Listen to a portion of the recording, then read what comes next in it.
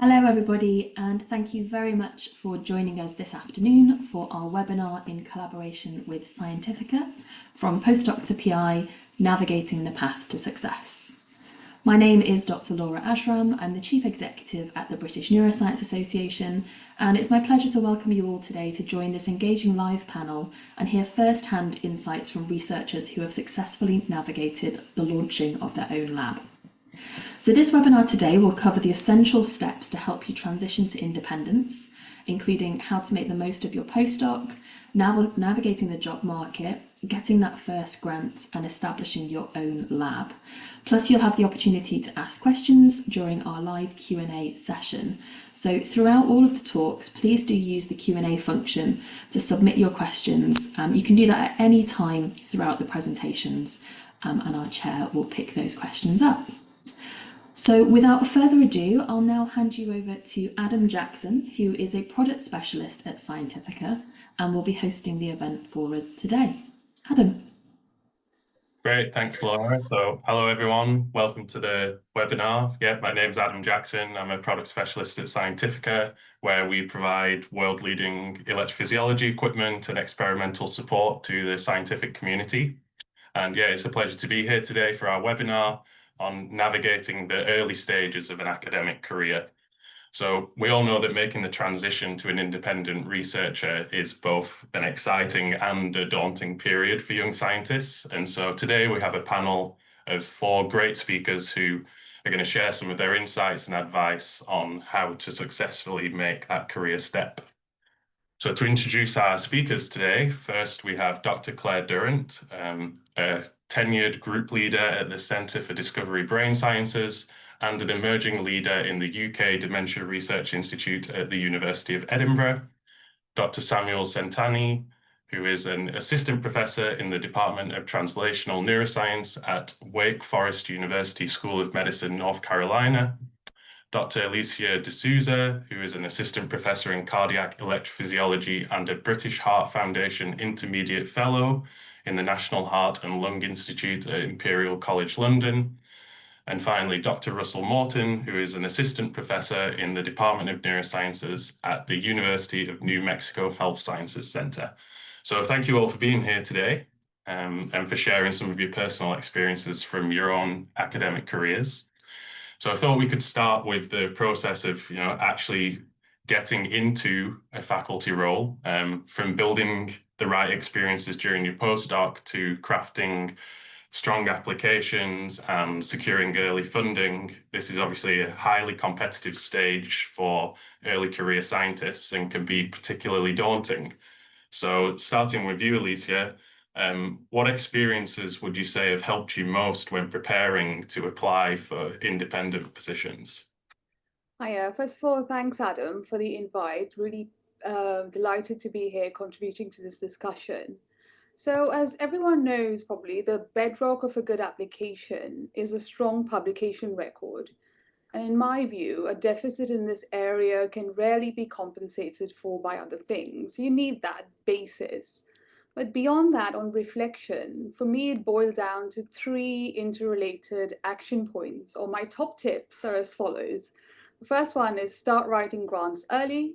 The second one is acquire quality mentorship early on, preferably. And the third one is to cultivate your own unique niche early on also. So if I could briefly elaborate on these 3 things, the first one being grant writing. So many people, including postdocs and fellows in my own lab, forget that grant writing is a skill that needs to be honed. And as a consequence, many technically brilliant folks are simply quite hopeless when it comes down to writing a persuasive grant application. So in my case, I knew I needed help and I started early. I think I wrote my first grant as a PhD student. It was a load of rubbish in retrospect. But by the time I came to apply for independent funding, I had a range of small grants and society prizes. And also I was a collaborator on bigger grant proposals with senior scientists. And the reason I was able to do this relates to my second top tip, is mentorship. And I cannot overstate the importance of having a good supervisor or mentor to guide you through your initial postdoc years. For example, I was fortunate enough to work with Professor Mark Boyer at the University of Manchester, who had many faults, but he empowered everyone in the lab to be ambitious, to make mistakes in a safe space, and go where the science takes you. And these are values I model in my lab today. But we all know PIs who are less nurturing and more mercenary. And should you find yourself in that position, I encourage you to seek mentorship beyond your direct supervisor to gain diverse insights. And also try to participate in structured mentorship training programs, which all institutes offer. And finally, my top tip then is you must be able to clearly articulate a research question that not only excites you, but importantly distinguishes you from your PI sufficiently. And this takes a lot of time, right? So you want to think about developing a 5-year research plan, outlining those goals early, your potential papers and funding opportunities, and try to get feedback on that, for example, through a small grant. So if I could sum up, in preparation for independence really involves proactively positioning yourself through intentional skill development by seeking mentorship and cultivating a clear and distinct research vision early on. Great, yeah, and some really clear guidance there for people on the things they can actually do to get themselves into this position. You mentioned obviously mentorship, not everyone is always lucky to have fallen under the wing of a good mentor. And as you mentioned, other avenues are available to people. What kind of thing would you suggest people can do to try and find mentorship outside of the kind of standard PI circle? I think most institutes do run structured mentorship training programs, and I would suggest that people avail of these in the first instance. But in my own experience, it also helps to cast your net a little bit more widely. For someone I consider my mentor at the moment, in my more senior years, if you like, is someone who doesn't even work in cardiac electrophysiology. He's a neuroscientist, but is someone I admire enormously. And so I seek mentorship outside my field even. So it's really a scientist who you admire. I would reach out to them. And I think most people are very happy to offer advice and support. Of course, there's the occasional sociopath, and they always come with certain spots and warning signs, danger signals, which is a hard avoid. But a diversity of opinion can be very useful in this situation also. So you need not restrict yourself to one person. That's my view. Yeah, fantastic. So yeah, once those foundations of good mentors and practice with application process are in place, the next big challenge for people is obviously putting together a strong faculty application that's going to get you noticed and get you interviews. So Russ, I'd turn to you here. What would you say makes a faculty job application really stand out in your experience? Yeah, at least from my experience, I think one of the most important things is to make sure that your research really fits into the job application. Just for a good example, we just had a very targeted search within our department looking specifically for someone who did drug addiction with either cocaine or opioids or something like that. We already have a very strong presence in alcohol addiction in our department. And so we were looking to broaden our departmental interests. And so we actually had to eliminate a lot of applications that worked on alcohol because it wasn't very specific to the ad. So that would be my number one suggestion, is make sure your science is really directed towards the position that they're wanting. The second thing that kind of makes the strongest application is that was already mentioned by Alicia, is that you need a good publication record, right? And that can be different things, right? You can think about what usually happens with our applicant pool is you either fall into a pot where you have 3 or 4 publications, but they're all in Nature, Neuroscience, or Cell, right? And then you have the flip side where you have 18 or 20 publications just in lower tier journals.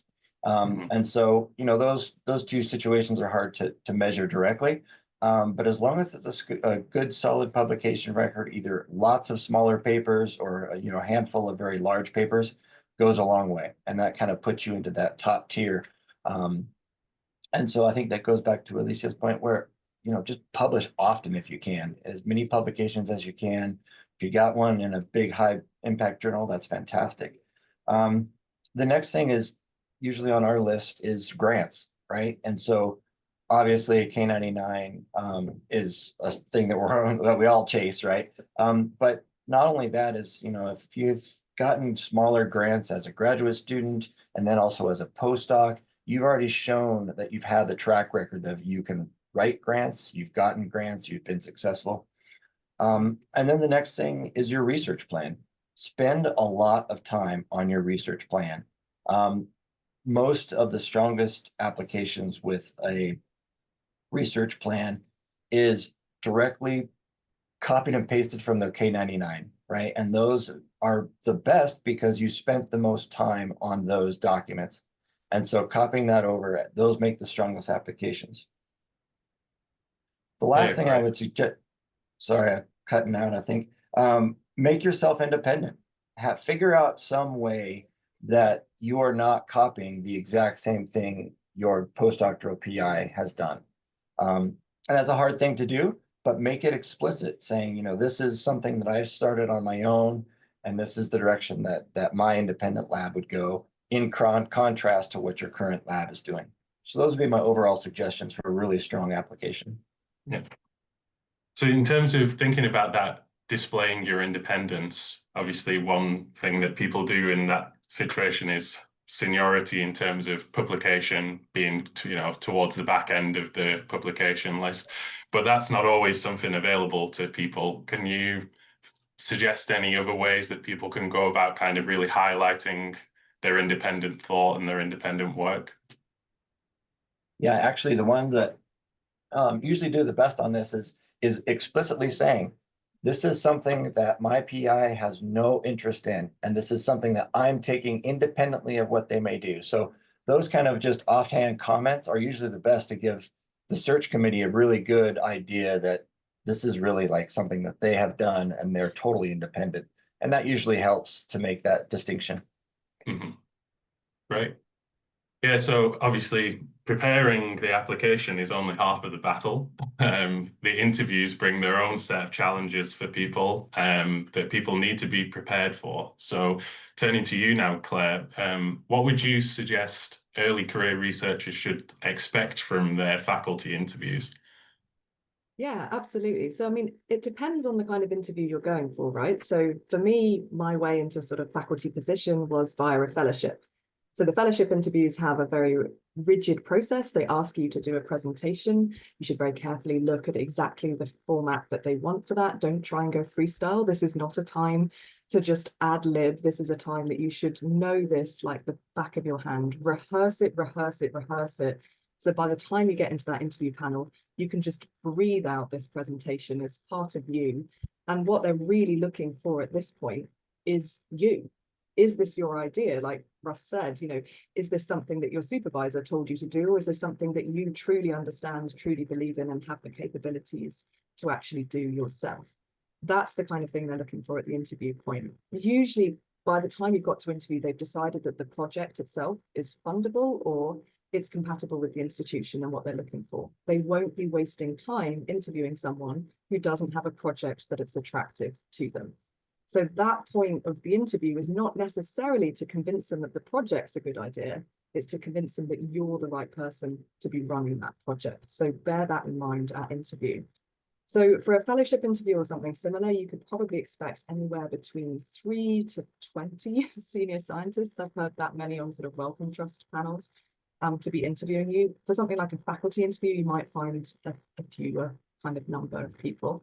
But they're really there to try and make the best decision for either the people that provide them with the money, so the charity, the government, or in the case of the university, do they want to work with someone like you? Are you the person they want to have down the hall to go and see? So what can you offer? Can you offer, a great sort of collegiate ability to bring people together? Do you have a new technique that the institution doesn't have? And why do they need to hire you and not the person who's coming into the interview after you? So think about what makes you unique in that aspect. And finally, my last piece of advice is never believe anyone when they tell you that there is a casual chat or a casual tour in any part of this, because as I have done myself when hiring postdocs and PhD students, my favorite thing to do is to send them off on a tour of the lab with a PhD student who's in my lab or a postdoc, and they can really get a feel for what happens when that mask slips, when they feel they're not being judged. And are they asking questions? Are they interested in people? Are they polite to the person who's let them into the room? Have they brought their documents? Are they organized?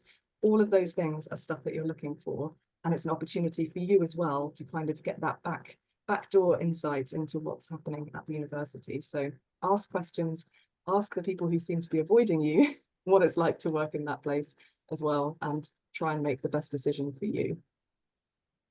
Yeah, definitely. I mean, it's a good point you raise. You know, interviews are a two-way street, right? Yeah. It's finding out, do you want to work with them, and as well as do they want to work with you? And obviously, choosing the right institute is a big part of becoming successful and you know, establishing your lab. So it is important to keep those kind of things in mind. Absolutely. So yeah, I'd like to talk about funding now. Obviously, this is the lifeblood of science kind of thing. It's something that's essential during both your postdoc, as we've mentioned, you know, and PhD even, trying to get smaller grants and things like that.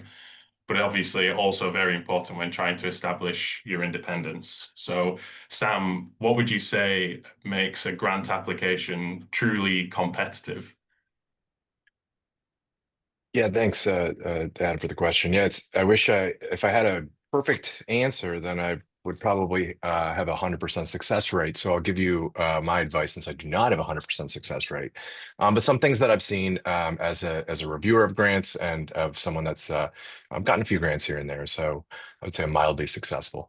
But yeah, I think the biggest thing to think about, whether you're a grad student, postdoc, or a new PI, is to sell yourself, sell your science, and sell your passion. So think about that the entire time you're writing your grant. You know, all my training and expertise, which is selling yourself, combined with my passion for this topic, which is shown through, you know, the literature and other things that you're citing in your grants, makes me uniquely qualified to study this question that no one has been able to answer yet.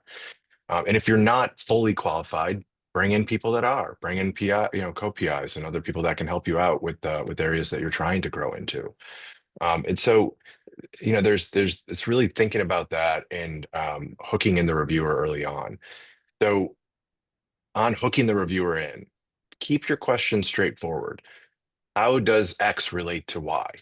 Save the complexity for later on. It's just a very simple hypothesis that someone can grab onto early on, follow it along. Repetition is another key way to get this across. But if you lose a reviewer early on, it's very hard to get them back. So save the complexity, the nitty-gritty details for later on. And there's a colleague that shared a quote with me last week from Tom Watson, the former president of IBM. He said, "If a man wants a blue suit, just turn on a blue light." And that's poignant to me in thinking about it in grant writing terms, because you really are trying to show your passion, but you also need to guide towards where your funding, what your funding source is, what you're applying for, the different foundations or institutions, what they're interested in. So not getting too far away from what your passion is, but also adjusting your perspective to match the expectations. You can, if your goal is to cure cancer, but you're applying for a foundation that is just interested in basic science, you can turn your goal that direction for now, which could eventually help you get to the larger the goal of curing cancer through a certain lens. And so that's one piece of advice. The other one that I think is a little more tangible is attention to detail. It's so easy to sink a grant or just lose a reviewer based on the things that are addressable and easily fixable. Things like small figures, trying to jam figures in there, typos. So my advice would be to print out your grant. Look at what the figure looks like on a printed piece of paper. It's easy to zoom in 500% on Adobe and say, this looks great. But there are people out there that still print these grants and read them. The other piece of advice is to have the grant read to you. It's something that's really been an awesome thing that I've adopted in my own grant writing. You pick up so much run-on sentences, words that are not typos, but are the wrong words that then you meant. So to me, that's a really a useful tool to do. To use. And so the last thing I'll say is that, which has kind of been touched on, is quantity helps quality. So applying for everything, small grants, whether it's $1,000, $5,000, Apply for giving talks. These can help with your faculty applications too. I think that these are really valuable ways to get practice and to refine and in an ideal scenario, get feedback on these grants. But you look back at I look back at some of the grants that I wrote early on as a postdoc and as a assistant professor, and it's hard to read them sometimes, so I try not to. But you always are finding new ways to sell it and to get that main point across. So those are just kind of overview ways that I think are helpful for grant writing. Yeah, definitely. And one of the things you mentioned, like no one's batting 1,000, right, when it comes to grant applications, no scientist out there. So, and that's also true of many other aspects, like doing the job hunt. So dealing with rejection is part of being a senior scientist, right? So I guess just as a general question, and I'll start with you, Sam, how do you deal with that? Like, what advice do you have for people for kind of like keeping the faith, I guess, with the applications? Yeah, honestly, the more rejections you get, the easier it is. So that's actually fits right in with the quantity. I get obviously the bigger grants are obviously harder to take, and they always will be. But if you're applying for a lot of these smaller grants or medium-sized grants, I mean, it eases the pain a little bit when you say, "All right, there's another one in the hopper that's going to be reviewed next week." And I also think a good piece of advice is, I have students that often feel defeated, like they spent all this time on this grant and it didn't get funded.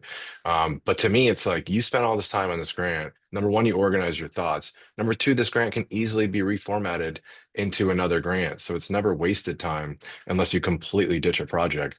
But I think that it's important to keep these grants as fluid documents that can grow and be submitted elsewhere. Yeah, definitely. That's great advice. So before we move on to talk about, the actual process of setting up a lab and establishing yourself, just open up to if anybody would like to add anything further to any of the discussions that we've had so far about finding a position and that first initial application. No, all talked out. Okay. Russ, I think all I'd say is I think cast a wide net, right? You never know where your application might land. And so if your science fits a particular position in somewhere you never thought you'd go, you'd still apply, right? And all those experiences add up, and it makes it easier when you go to the big institute that you want to go to, and you've already had 3 interviews in your pocket, right? And that helps a lot. So just a cast of a wide net. Yeah, definitely. Okay, so we move on to kind of the next phase now, I suppose. So we've secured our role. Now the real adventure begins of setting up your lab and trying to build a team and establishing yourself both within your department, but also, in the wider scientific field. So again, starting with you, Alicia, setting up a lab can be both exciting and overwhelming. What were some of the biggest challenges that you faced when you were getting started, and how did you prioritize those things? Just mute myself there.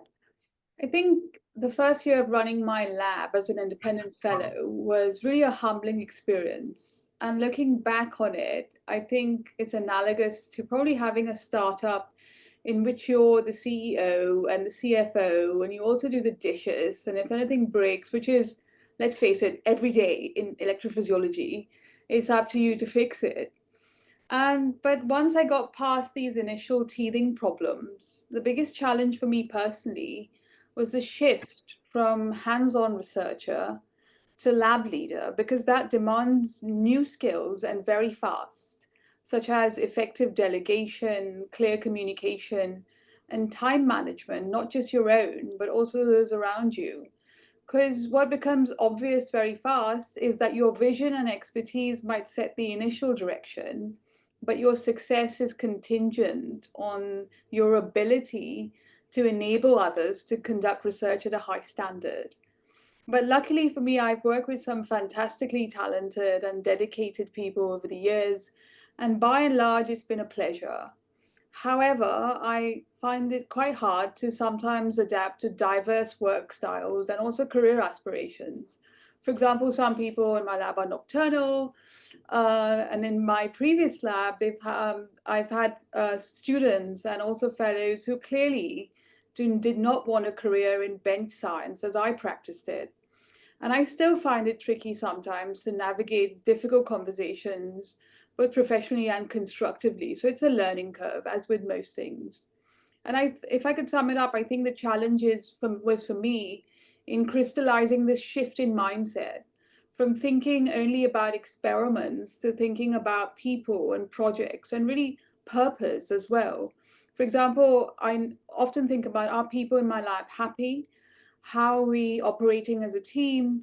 Am I fostering an environment where good science happens? And it's been a challenging shift, I have to say, but ultimately, I feel a fulfilling one. Yeah, it's a very good point there.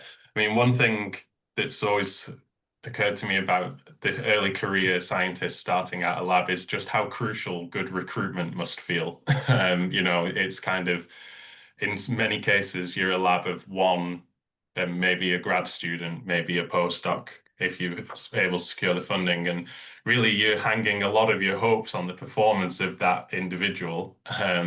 So kind of, Yeah, how did you handle that absolutely. process? I think it's really difficult because ideally you'd want someone fantastic and you hit the ground running with them. But in reality, you kind of have to work with, you have to learn to work with people with diverse skill sets. And I think this is especially true of electrophysiology because people tend to hold on to the really good ones, right? So for me, it's always a matter of investing in talent. Okay, they might not have everything you need, but you need to be ready to spend that time and that energy on someone and develop them or mold them in the way that you see best fit for where your lab is at that stage. But of course, as it gets bigger, that pressure reduces a little bit. And my solution, my top tip for that really is just have multiple irons in the fire because not everything will work all the time. So I think it's about not pinning all your hopes on one thing working or a certain thing panning out just how you thought it might. And also, let's face it, scientists, like everybody, are a bit, can be a really mixed bag, both personality wise and also in terms of their skill sets. So it's about you being adaptable and being ready to work with a diverse personality set, if you like. Well said, well said. Yeah, yeah, so really there you've highlighted it can bring a lot of new challenges and expectations, right, from previous roles that that scientists have kind of inhabited. So Sam, turning to you again, from your perspective, what do you see as your most important role or job as a PI? And I guess, how has that changed from how you perceived the role previously as a postdoc? Yeah, so Alicia hit on a lot of great points that I'll reiterate, but I would say that the most important job is the job that you're doing at this present time. As tongue in cheek that is, I think that focusing on not overcommitting, not over, spreading yourself too thin, and working on whatever that focus is at the time, whether it's helping a student with a grant or whether it's writing your own grant and kind of zeroing in on that, writing a manuscript, things like that. I think it's not spreading yourself too thin. And right after starting a lab, I think the most important job is to obviously build up that lab from a equipment perspective, getting everything up and running. Really, you're the technician, the grad student, the postdoc, you're kind of all rolled into one at that point. And your goal is to recruit, as was mentioned. So, I mean, how do you recruit? You need to have something there for the students to do, or the trainees or technicians or postdocs to do. So making sure that everything is working in the way that you want it to work. And once it is, creating really good protocols that people can follow so that you're not having to micromanage and be down there a little more than you need to be, even if it's making solutions or how to analyze the data. It's that those are things that are really important. And again, if something's not right, what do you do? What's the protocol for troubleshooting? That's where things like Scientifica come into handy, where you have other contacts that might not be you that can alleviate some of that. But then it shifts, right? So I mean, then as Alicia alluded to, I think there's a shift to stepping back a little bit. And I think I would say right now, as 3.5 years into it, I would say being a mentor is probably one of the most important jobs right now. Supporting my trainees, setting them up for success, and admitting when you don't think it can work, right? Whether it's a student that's trying out the lab through rotations or whatnot. And it's very easy to just take anyone that's interested in your lab. It's flattering when someone wants to join your lab early on. And so it's tough to sometimes see see the actual benefit of having this person in your lab, how they might work out, and really aligning goals with them. And so one thing I did early on as a new assistant professor was to really focus on learning how to be a mentor. I know how I was mentored and the experiences I got were excellent and great, but that worked for me. So it was really important for me to read books and to take classes and to learn about how to be a kind of a mentor for every type of student. So I spent a lot of time dedicating to that, and I think good mentoring makes the students and trainees and feel supported, which yields good science, which yields good grants and good papers and talks. And it's just a snowball effect that starts with the people that are on the front line working on some of this data and collecting the data and analyzing the data. And then the other area is to, as far as picking who's going to be in your lab and what they're going to do, is to be flexible in your own mindset too. So you obviously there's trainees that might want a predefined project that will really just hit the ground running and they can just dig into it. But others may want to bring something to the lab that you haven't done or thought of. And I think that's where it gets really exciting. And you can see your lab growing and you can see the vision of where your lab might be in 5 years. So being open to different types of trainees and how they might be best supported and what their ultimate goals are. And the last thing I'll throw in there is that every PI should credit your mentees whenever you can. Talks, as you're networking with other people. It's a very little gesture that goes a long way with building up confidence of your mentees. Yeah, I'm sure everyone in the audience would agree with you there. Yeah, so you mentioned, obviously, it sounds like you did quite a lot of self-learning for mentorship and found some resources, that kind of stuff. Have you found any that you found particularly useful, or any like official channels that maybe your school kind of provided for you? Yeah, so a couple of the opportunities were right through the institution here, which were nice. We had a mentor academy that's really took through us, give a lot of small reading sources. There's actually a lot of good papers out there that kind of highlight different mentoring styles that I can share in the chat. And then there's there's a book behind me that I can pull up the exact title for too. But yeah, there's a lot of resources out there, and if there's any in your institution, I would certainly, I think it's a valuable tool to take advantage of. But there's a lot of self-guided ways to optimize it as well. Yeah, that's great. Yeah, I think that's something that probably everyone could benefit from, right? So you haven't been selected necessarily for this position because of your mentorship abilities, but it becomes such an enormous part of what's expected of you, that it really is crucial to kind of hone those skills, and very important for establishing yourself as a successful PI. So so alongside managing both people and projects, your visibility in the scientific field becomes more and more important. So turning again to you, Russell, what strategies did you use that helped you gain recognition early on? Yeah, when I first started my lab, I was super excited and I wanted to get my name out there. And I actually started a Twitter account for the lab. And then I slowly realized that I'm not good at Twitter, that I don't post often enough. And that's something I don't think about. I don't have a Twitter account for myself. And so doing it for the lab just wasn't second nature. But what I did think that I did successfully was I established my own website, and I bought my own domain and had it up and visible. This is something that is probably different for every institute. Most institutes don't want individual PIs having their control of their web pages. Some institutes do, which is fantastic. And so My own website was actually the best way that I was able to update frequently with publications, but had my lab presence out there. And so I think that would really help me kind of push my name out into the world of science. The other thing that I think is helpful is attend smaller conferences, right? We all tend to think about, oh, going to SFN every year.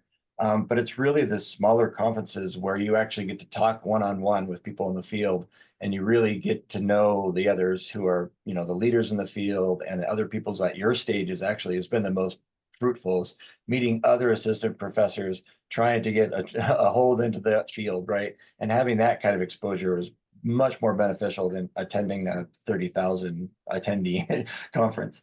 The other thing that I think is beneficial when you're first starting out and making yourself visible is actually really good science, right? If your publications are going out the door with just really hard controlled, really thought out science, it will make an impact. And you might not see it right away, but if you keep producing really quality science, your name will get out there.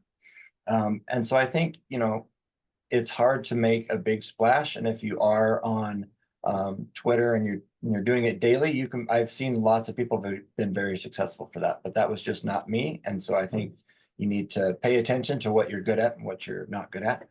The last thing I would say, which it's been kind of highlighted through Sam was saying as well, is when you first start out as a PI and you got a new lab and you're all by yourself, the thing you have is time. And so if you really can commit a lot of time to that first set of projects that are going to kind of take your lab off the ground, those are what you should focus at. Because as you start to progress, I think this applies to any career. As you start to progress, your time becomes very valuable and you don't have much of it. So you need to then delegate things to the people who you bring up. So I think realizing that you do have a little bit of time in the beginning and use it wisely and not just kind of waste it on sit back and kind of watch your lab develop. Really kind of take that time and put it towards your lab and your mentees. Yeah. So thinking about that early time period, is that a time that you would suggest like really focusing on your own work and like your own bigger picture kind of thing? Or would you also encourage kind of trying to seek collaboration, whether that's within your department or outside your department? Is that a good time for that, like as you're just first getting established, or does that come later? I think that comes later. I think one troublesome area that people kind of find themselves into is they get into a department and then want to collaborate with everyone, right? And you spread yourself way too thin. And I think that's something to avoid, right? When you get in, really take your research plan back out, reread it, be like, okay, this is what I'm here to do, right? And really focus in on that, because if you start too many collaborations early, everyone is going to want to suck your time away. And that's a time when you need to focus on your projects and what you're going to be doing. Once you're established and you have a couple graduate students plugging along on your project, that's the time when you can start reaching out, making collaborations and doing things not directly on your project path. Yeah, very good advice. So we've obviously covered a lot of the professional side of the work, but of course there's a very strong personal element to all these things too. So Claire, what would you say you wish you had known about work-life balance as you were making the transition to a PI? I think always follow your own path, and what's a priority to you is a really important thing. So I've just had children, so I've got a 3.5-year-old and a 9-month-old. So I'm very fresh in the having come from maternity leave and all of this sort of thing. Certainly maternity leave 1 was very different to maternity leave 2. So maternity leave 1, it was me and a PhD student running the lab. So effectively, the PhD student did a different project for 6 months and the lab kind of froze while I was off. Maternity leave 2, I have 3 postdocs, 4 PhD students, 2 masters. The lab ain't going to stop when I'm off. So there was a lot more email checking and things, but I was very cautious to do it in a way that meant I felt on top of the lab, felt like I was still in control, felt that they could still contact me, but I also protected that time as well. But other people do things very differently. They'd go off for a year and shut the emails down and stop, but everyone has their way. So don't feel guilty about your way. My main piece of advice is that, as sort of Sam sort of alluded to earlier, I am a genuine believer that happiness drives success, not the other way around. And I think if you pin your happiness on professional successes, you will find yourself chasing things that become further and further away, and things like rejections will just hit so much harder, because if you see your science as a personal extension of you to an extent that's pathological, you will feel that hit as a hit on you, as opposed to, oh, that's a hit on one of my grants, but I've got other options, and actually I'm just going to go out and have dinner with my friends tonight, and that's going to help me forget, and then tomorrow I'll come back fresh with new ideas.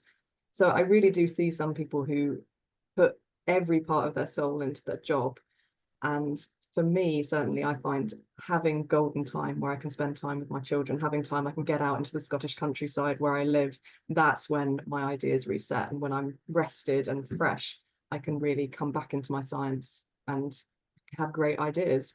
And, you know, problems always seem less big when you're fresh, when you're rested, when you've got other options. If you're desperate and knackered, that's when you start finding yourself going down the rabbit hole.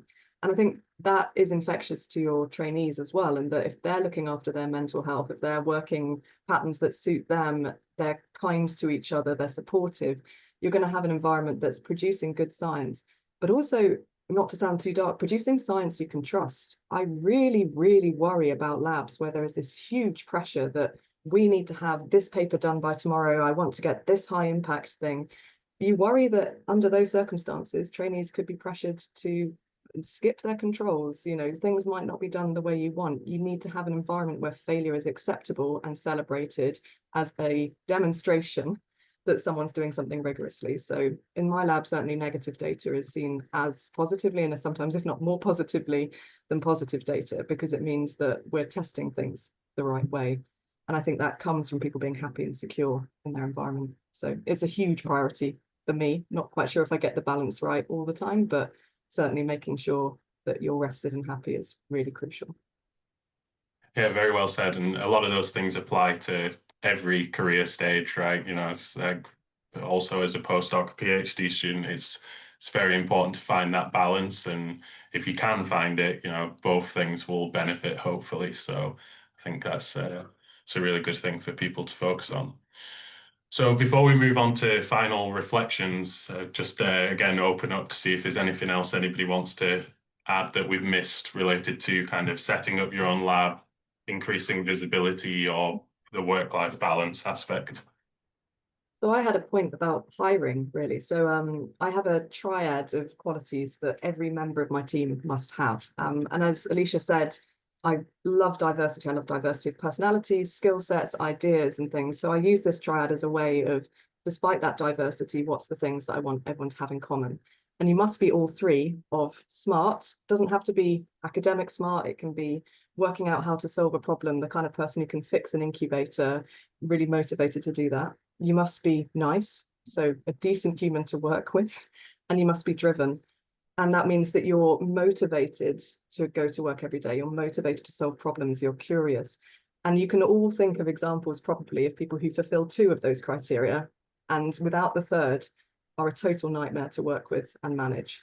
So smart, nice, driven. If they have the kind of qualities on paper I'm looking for, and then in my assessments with them, they're those. That is my golden team member that I always look to recruit.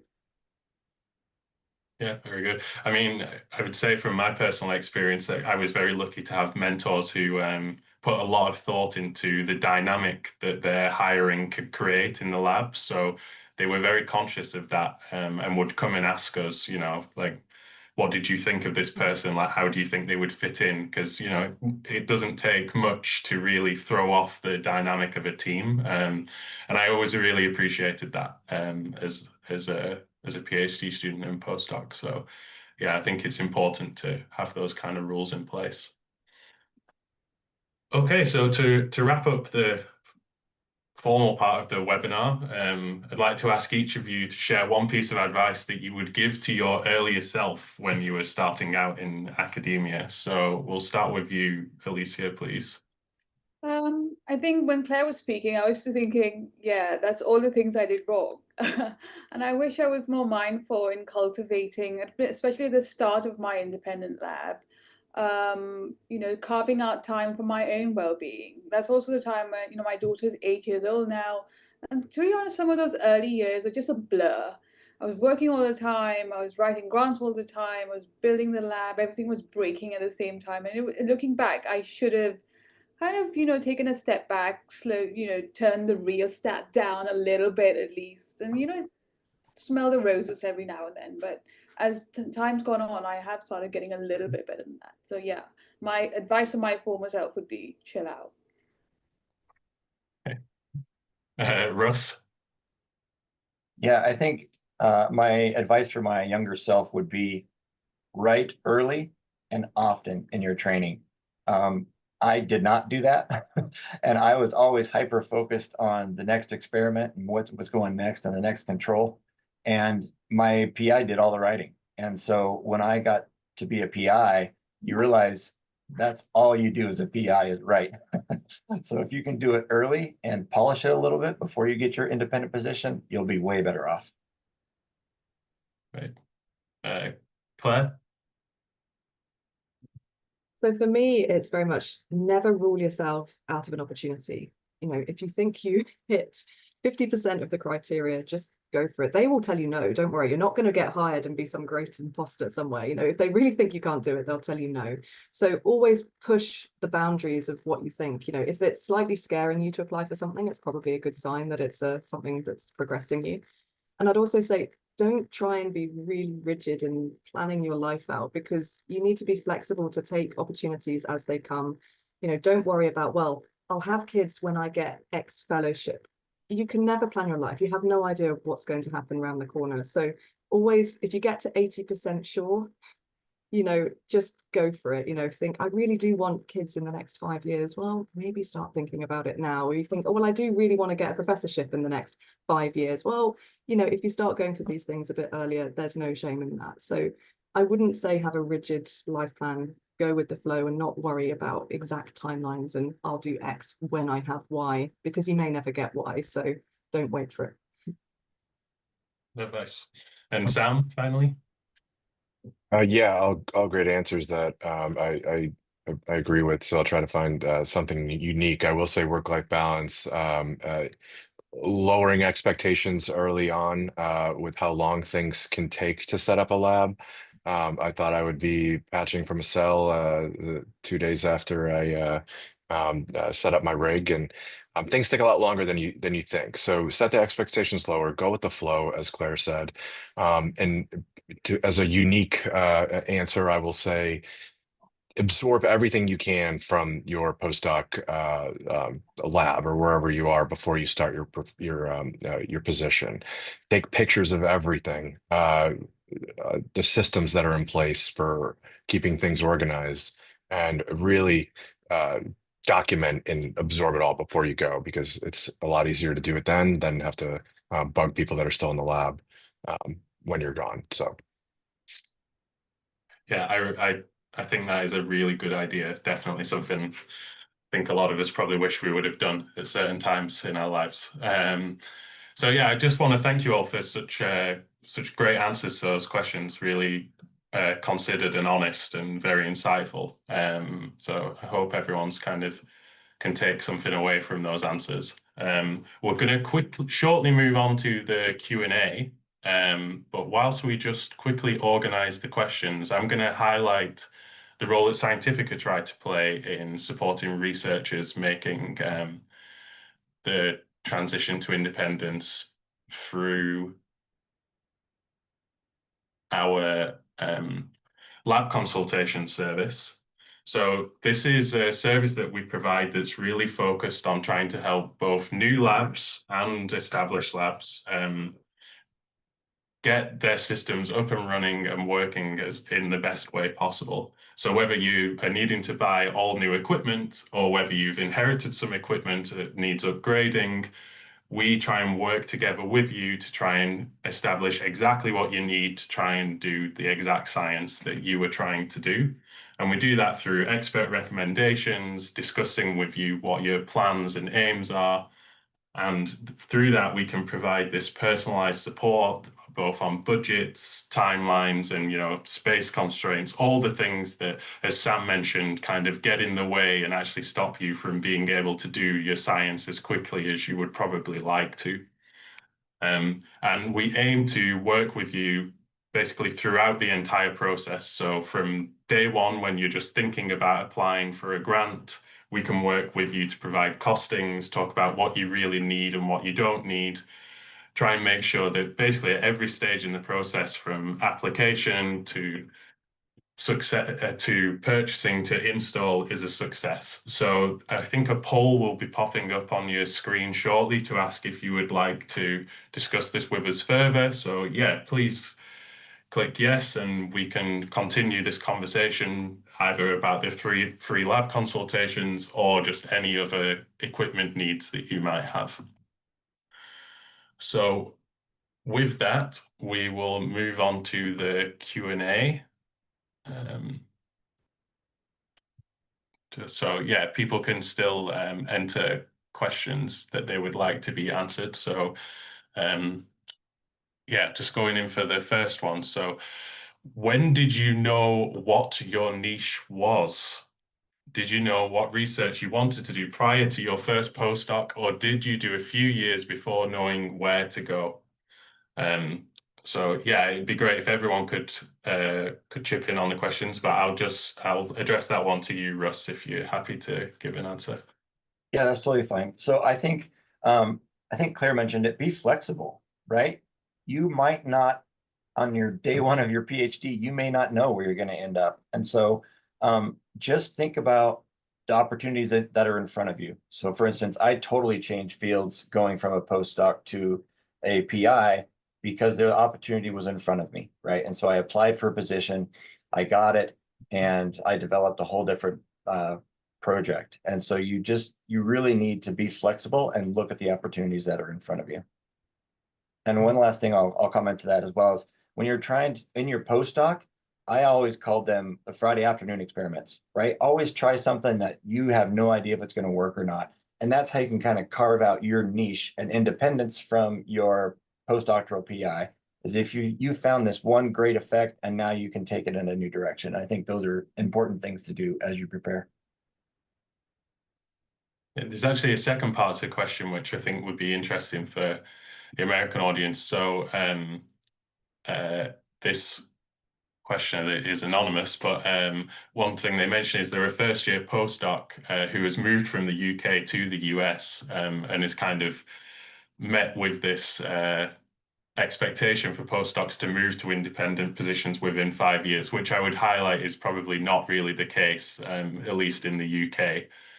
So how do you have any suggestions for people kind of dealing with that pressure? Is that a real thing, 5 years and that's it? Or do you have a different experience?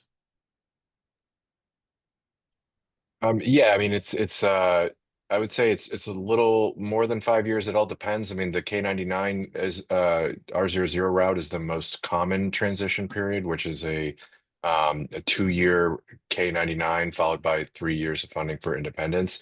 And you're eligible for that grant within the first 4 years of your postdoc. So you do the math, that's about 4 years to get the grant and then 2 years to work on that grant to transition. So that's about 6 years. So there really isn't as rigid of a timeline. But I would say that, yeah, it's really, I wouldn't say that, I guess the part of that question that asks if you know what you were doing basically, or what you wanted to do in the first year. And I would say absolutely, absolutely not. I kind of knew an idea. I knew I wanted to be in a certain subfield.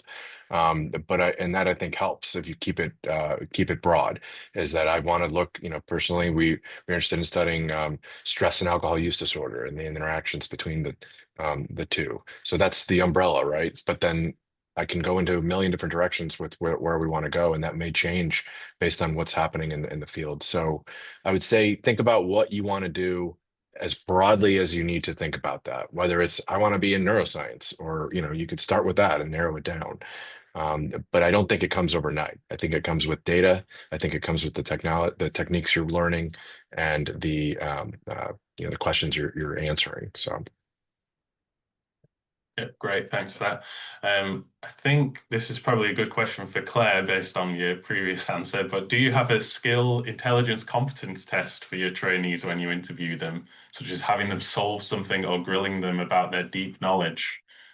I have a system, and I take hiring extremely seriously. So I have thought about this very carefully. No, there's no such thing as an intelligence test that would tell you someone is great. You know, I check references religiously for someone who's really looks good on paper and I really like. I will ring up their previous PIs and sort of ask a little bit about how they were to work with, the kind of stuff they were leading on, that sort of thing. I would say that one thing I do that I've introduced that has sort of spread around the University of Edinburgh, as people have seen that it works quite well, is alongside interviews, I ask people to do a 10-minute presentation on any previous topic. So their PhD work, their postdoc work, whatever they want to talk to me about. I don't really care what they want to tell me about, but it's interesting just to see how they present. But I also give them a task, usually a week in advance. So this is only the people I'm interviewing, where they get one slide and I give them a question. And the question is usually related to a research question of mine. And I would say, how would you design an experiment, say, for example, to test the effect of lowering protein X on synaptic function? And then it is the most incredible differentiator of people. So my amazing postdoc, Soraya, who had that pretty much exact question, she came to me with, these are the kind of controls I would have. These are the different outputs that I'd look at. Are you looking at synaptic function on this scale? Are you looking at it on a kind of cognitive scale? And then here's how I would lower this protein. I've looked up these different drugs and I've read this paper. And it was just, you could just tell she's going to be a postdoc who's one day going to be a PI. And then you had at the other end of the scale, people coming in who barely attempted the question or even, you know, didn't even mention the word statistics in their comment. And this is a postdoc position. And having that pre-prepared time, it really sees how you'd work in a lab, because some people aren't great at answering questions on the fly, but you give them a day to go and think about a problem and come back, and they'll come back with the most creative solution. And that's been phenomenal for differentiating those people that look really good on paper. So I would recommend it to people who want to do the same. Yeah, very interesting. So another question we have from Anonymous again. Any advice on having a difficult conversation with a not motivated research assistant / lab member? Alicia, would you like to weigh in on that one? I'm not very good at this. I'm also looking for advice on this topic. So, but jokes aside, I think you have to be quite clear in setting your expectations at the get-go, and that's what I try to do. Like, this is my part of the psychological contract. This is your part, and you know, keeping those lines of communication open and clear.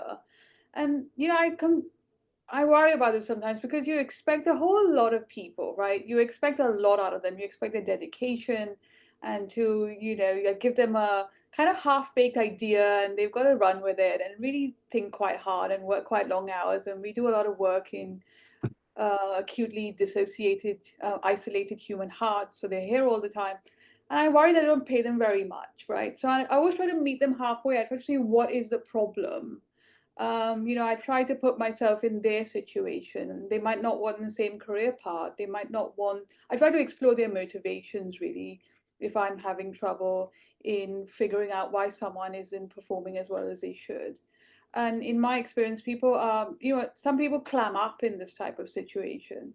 So I try and style myself as a cool, easygoing person, but really nobody falls for that. So I try to meet them halfway and really get to the bottom of how could I help? You know, how could I empower them to succeed? What could I do? And I think people appreciate that and kind of, you know, usually come up with something semi-half-baked. But I think also it's electrophysiology is a tough one, right? So in my lab, we focus on the specialized electrical wiring system of the heart, the cardiac conduction system. And there simply aren't many cells to patch, and it's hard. The days are very long. And what we also do in my lab is also lots of multi-omics, this type of thing, which, you know, it's just someone generating kilometers of data from one experiment and someone trying to patch clamp these 10 cells in 2 weeks, which would be an astonishingly awesome rate of patching and productivity. Just trying to balance those expectations as well, you know. It depends on the project, and I try to look at it case by case. So I can't, there's no magic recipe on how conflict resolution, but those are my general strategies, I would have thought. Yeah. I'll add a couple of resources because that sparked the name of the book I was trying to think of. It's called Difficult Conversations, and it's very good at, it's not a science specific book, but it's just how to understand where other people are coming from. And it was really influential in sort of how to deal with conflict on several different levels outside of lab as well. And then the other tool was this Thomas Kilmann conflict mode instrument. You can Google it, TKI. But it's a test that you can take to kind of assess how you operate. Some of these things can be good for screening. Was one of the questions. But there are tools out there that you and your lab can take to kind of see, well, you deal with things this way, I deal with things this way, and it gives you a kind of a quantitative way of thinking about different personalities in the lab. Great. I mean, we are just coming towards the end of the hour, so we'll just squeeze one last question in, if that's okay. From Urani, how broad the application for a faculty position should be? More like a 5-year grant on a specific question, even though the lab will expand from that afterwards. Russ, do you have anything to say for that? Yeah, I can weigh in on that. So we've just hired 5 new faculty the last 5 years. So this is something that we gauge often. If you're applying to a broad application ad, you can really think about, we kind of consider it in 2 stages. You should really have a very good idea of what the first and second year of your independent project should look like, with specific aims and experiments and all that kind of stuff. And then we second look for what would your first R01 look like? And if you can accurately and with high clarity get those 2 points across, you're going to be off to the races for sure. And so really having that like 5-year plan of what the first R01 is going to look like that comes across strongly, you'll be sitting in a good position. Great. So yeah, I guess that brings us to the end of today's session. A huge thank you to all 4 of you for such honest and insightful reflections. And thank you to the audience for joining also and providing their questions. Hopefully this gave some useful tools for people and some perspectives for their own journey. I mean, I've learned a lot. Any further questions that people have, we at Scientifica would love to hear from you. You can contact us through our website, scientifica.uk.com. And yeah, take care, and we hope to see you again soon at the next one.